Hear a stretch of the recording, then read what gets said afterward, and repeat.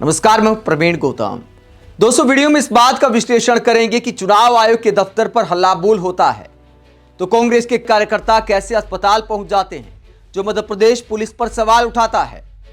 क्या पुलिस को इस तरह का व्यवहार करना चाहिए? चुनाव आयोग के खिलाफ अगर कोई राजनीतिक दल मर्यादा के दायरे में, कानून के दायरे में प्रोटेस्ट करता है तो क्या पुलिस को बार बार वाटर कैनन का इस्तेमाल करना चाहिए? क्या बल प्रयोग करना चाहिए कार्यकर्ताओं को रोकने के लिए? क्या ऐसे हालात आ गए थे कि पुलिस को ऐसा करना पड़ा और कांग्रेस के कार्यकर्ता अस्पताल पहुंच गए? अस्पताल में कांग्रेस कार्यकर्ताओं ने क्या कहा, बयान भी आपको सुनाएंगे। पहले तस्वीरें मैं आपको दिखाता हूं। भोपाल में प्रोटेस्ट था, चुनाव आयोग के दफ्तर की तरफ कांग्रेस के कार्यकर्ता मार्च करते हैं। ये तस्वीरें आप देख सकते हैं। पानी की बौछारों के साथ स्वागत किया जाता है। ये यूथ कांग्रेस के अध्यक्ष उदय भानु हैं और तमाम कांग्रेस कार्यकर्ता हैं। बैरिकेडिंग लगाई जाती है और उसके बाद पानी की बौछारें छोड़ी जाती हैं।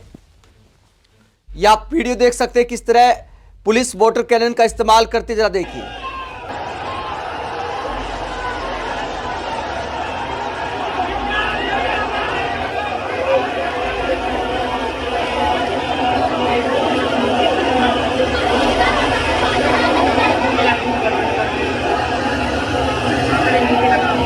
तो इस तरह कांग्रेस कार्यकर्ताओं को रोका जाता है। पुलिस पानी की बौछारों का इस्तेमाल करती है। ठीक ठाक सर्दी आ गई है और कांग्रेस कार्यकर्ताओं का यह भी आरोप है कि पुलिस वालों ने बल प्रयोग भी किया, जिसकी वजह से कई कार्यकर्ताओं को चोट आई है। तो दोस्तों, क्या पुलिस को ऐसा करना चाहिए? अगर चुनाव आयोग के दफ्तर के पास कांग्रेस के कार्यकर्ता पहुंच जाते तो क्या कयामत आ जाती? जब तो कोई हिंसा नहीं करता, गांधीवादी रास्ते से अगर कोई प्रोटेस्ट करता है तो क्या पुलिस को इस तरह की हरकत करनी चाहिए? ये सवाल कांग्रेस ने उठाए हैं, मध्य प्रदेश सरकार पर सवाल उठाए हैं। कांग्रेस से कुछ कार्यकर्ताओं के बयान भी शेयर किए। एक बयान मैं आपको सुनाता हूं कि एमपी कांग्रेस ने आखिरकार क्या दिखाया। उससे पहले तस्वीरें आप देखिए। पहले पानी की बौछारें छोड़ी जाती हैं, उसके बाद ये तमाम पोस्टर कांग्रेस कार्यकर्ताओं के हाथ में दिखाई दे रहे हैं। आरएसएस की नई शाखा चुनाव आयोग और भी कई तरह के पोस्टर इसमें बनाए गए हैं। इलेक्शन हाइस्ट, इस तरह के पोस्टर बनाए गए हैं। उसके बाद कई कार्यकर्ताओं को डिटेन किया जाता है। ये यूथ कांग्रेस के अध्यक्ष उदय भानु हैं, इन्हें भी डिटेन किया जाता है। ये तमाम तस्वीरें सामने आई हैं। ये पानी की बौछारों वाली तस्वीरें हैं। तो कांग्रेस के इस प्रोटेस्ट में कई कार्यकर्ताओं को चोट भी आती है। एमपी कांग्रेस ने ये बयान शेयर किया है जिसमें एक कार्यकर्ता को रीढ़ की हड्डी में चोट लगती है और क्या कहता है वो जरा सुनिए।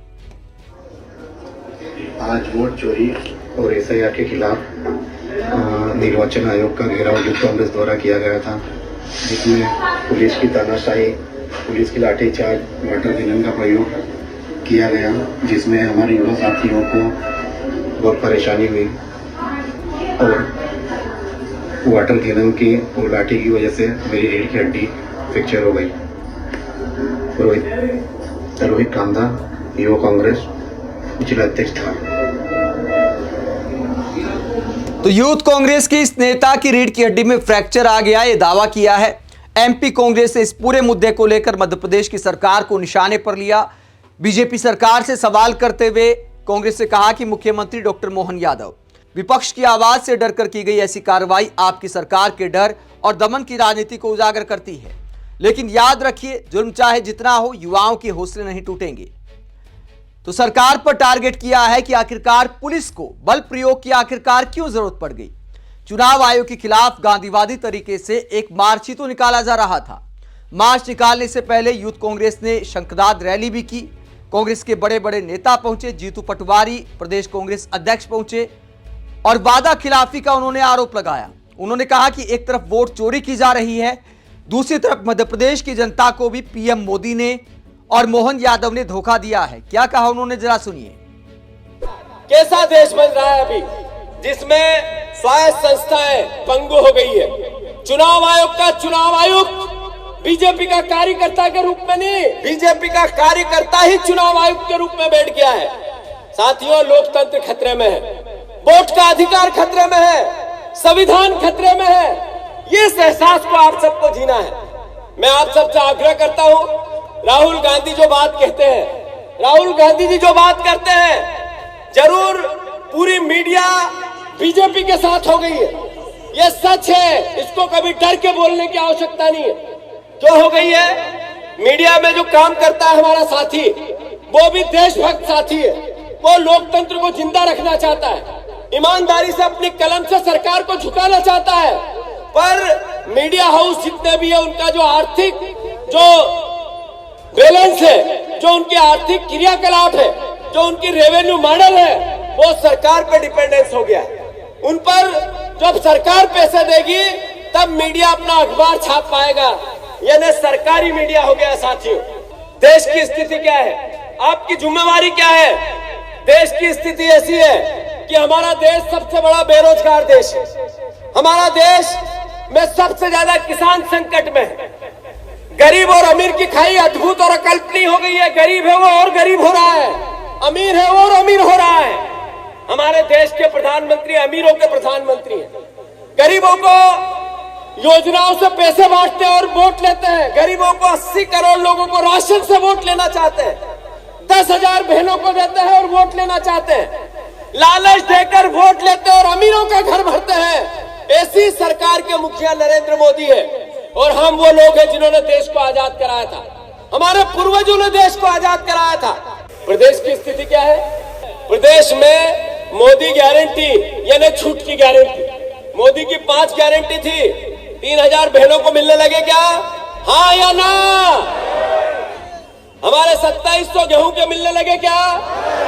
3100 धान के मिलने लगे क्या? 5 लाख बच्चों को नौकरियां मिलेगी। किसी को नौकरी मिली क्या?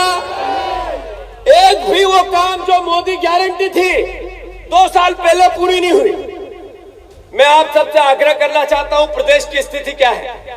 किसानों को धोखा दिया इन लोगों ने।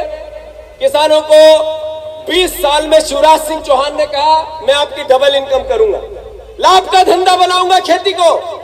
किस तरीके से मैं किसान पुत्र हूं, किसान मेरा भगवान है, मैं किसान के लिए कुछ कर दूं, मेरा जीवन में आना सार्थक हो जाएगा। क्या हुआ उस बातों का? वोट लिए किसानों से, लालच देकर 6,000 की सोयाबीन की बात करके। एक भी वादा भारतीय जनता पार्टी ने पूरा नहीं किया। तो कांग्रेस का आरोप है कि वादे पूरे करने की जरूरत क्या है, जनता को धोखा दिया जाता है और उसके बाद आरोप लगा रही कांग्रेस की वोट चोरी करके सरकारें बना ली जाती हैं।